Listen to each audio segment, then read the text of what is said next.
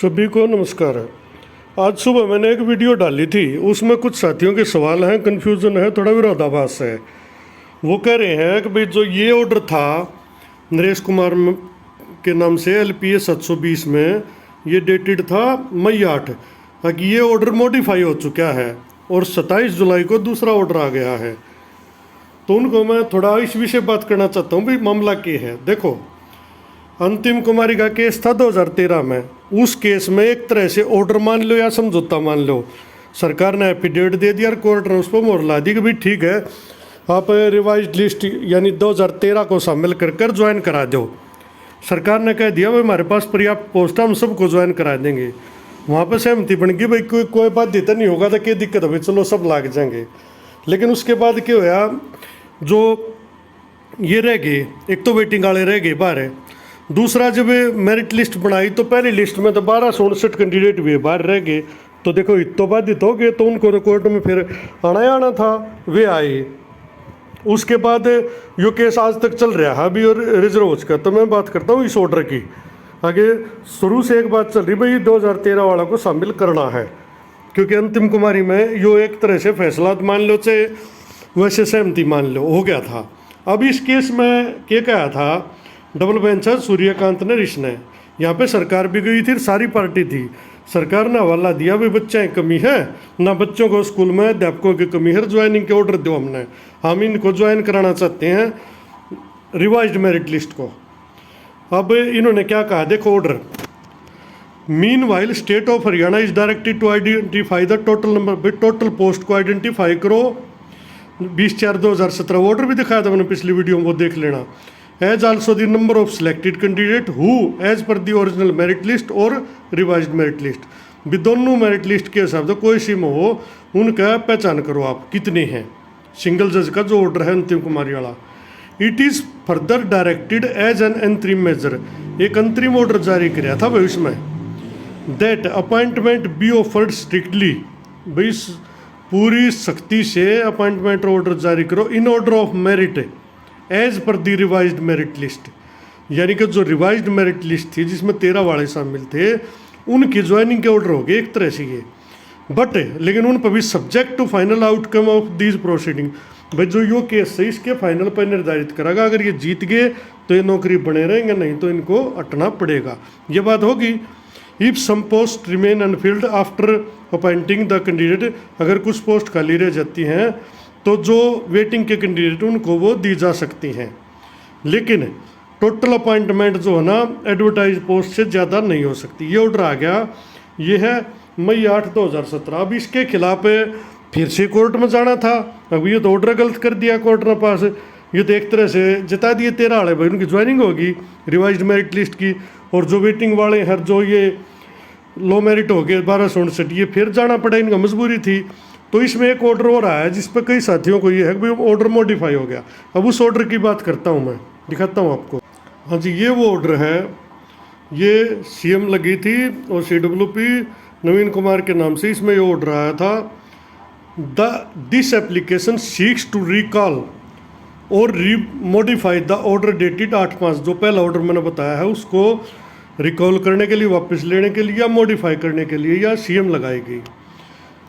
Heard learn council for the parties, अब सुनियो ध्यान से भाई, पार्टीज को सुना गया वकीलों को। द अफोर सेड ऑर्डर, यानी कि 8 मई का order was passed as a workable solution, एक काम चलाने के लिए सोल्यूशन दिया था भाई वो, so that the state government was able to fill up 1000 of vacant post, भाई जो हज़ारों पोस्ट खाली पड़ी है उनको भरने के लिए एक वर्केबल काम चलाऊ सा सोल्यूशन दिया था। As the teacher as whole were are suffering for want of sufficient teacher, यानी कि जो स्टूडेंट हैं वो उनके पास अध्यापक नहीं है और उनकी ज़रूरत को पूरा करने के लिए ये एक सिंपली छोटा सा सोल्यूशन दिया था सरकार को, अगर वो तब तक इनको ज्वाइन कर दे। अब आगे आता है, the sad order did not determine the Lijo on merits, भाई यो मेरिट निर्धारित नहीं करता किसी भी प्रकार की, ना केस का यो फाइनल फैसला ना और कुछ से, यो तो सिर्फ एक बीच के अंतरिम व्यवस्था ही दी थी जब तक फैसला ना आता। इसके आधार पर किसी का मेरिट या सीनियरिटी लिस्ट या कुछ भी नहीं निर्धारित होगा, केस की भी मेरिट निर्धारित नहीं होगी इस तरह। अभी केस इनके हक में ना, यो सिर्फ एक नहीं होता कि बच्चों को अध्यापक मिल जाए, बस यो कोई भी सुनिश्चित नहीं करता किसी भी प्रकार की मेरिट्स को। लेकिन अब कुछ आदमी ने सोचा है कि ऑर्डर मॉडिफाई कर दिया, मॉडिफाई ऑर्डर वो ही रहा है, लेकिन उन्होंने सिर्फ ये क्लियर कर दिया भाई ये निर्धारित नहीं करता, लेकिन लिस्ट रिवाइज ही ज्वाइन होगी। उन्होंने ये नहीं कहा कि भाई लिस्ट पहले वाली ज्वाइन कराओ ना, पहले वाली कहती है सरकार पहले वाली ने करानी पड़ती।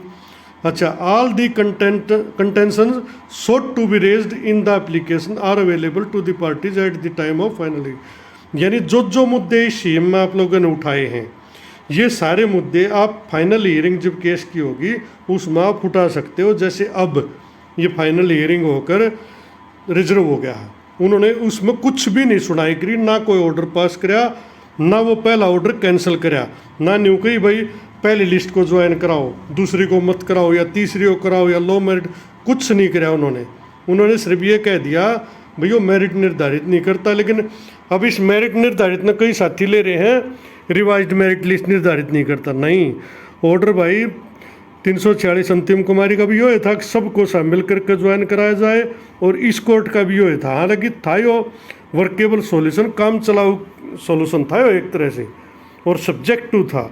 अब अगर ये केस ये हार जाते हैं तो ऑटोमेटिक है ये बात इनको बाहर होना पड़ेगा, क्योंकि सब्जेक्टिव करके ज्वाइनिंग है इनकी। अब मेरी तरफ से तो है बात यह, लेकिन कुछ साथियाँ कन्फ्यूजन है, ऑर्डर मॉडिफाई नहीं हुआ भाई, सिर्फ क्लैरिफिकेशन दी है। With this clarification the application send dispose of, और जो यहाँ सीएम लगाई थी इसका निपटारा कर दिया, डिस्पोज ऑफ कर दी, क्लैरिफिकेशन कराया है भाई। इसमें जो आप सोच रहे हो मॉडिफिकेशन वो नहीं कराया, ना रिकॉल कराया ना मॉडिफाई कराया ऑर्डर, मैं ये कहना चाहता हूँ। नहीं तो इसमें मॉडिफाई लिखे आता कहीं ना कहीं, या वापस लेते तो रिकॉल आता भी, रिकॉल कर लिया अपना जजमेंट, लेकिन इन्होंने सिर्फ क्लैरिफिकेशन दी है अपने ऑर्डर के तहत। ये नहीं है कि भाई अपना ऑर्डर मॉडिफाई कर दिया, नहीं, कोई मॉडिफाई नहीं किया, सिर्फ क्लियर कराया है कि भाई हमारा काम सिर्फ इतना था तब तक, और आपके जो ये मुद्दे हैं जो भी आपने उठाए हैं ये फाइनल हियरिंग के टाइम पे उठाना।